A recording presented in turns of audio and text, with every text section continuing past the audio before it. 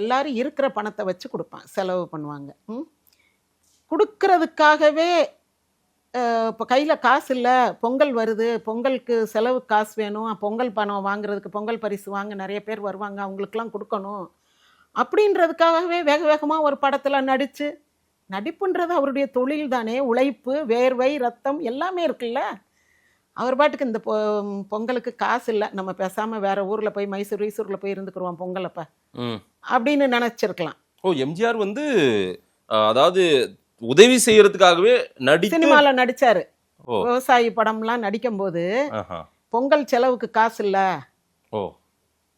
ஒரு 4 லட்சம் தேவைப்படும், ஏன்னா எல்லாருக்கும் வந்து பொங்கலுக்கு ட்ரெஸ் எடுத்து கொடுப்பாரு, கையில் பணம் கொடுப்பாரு.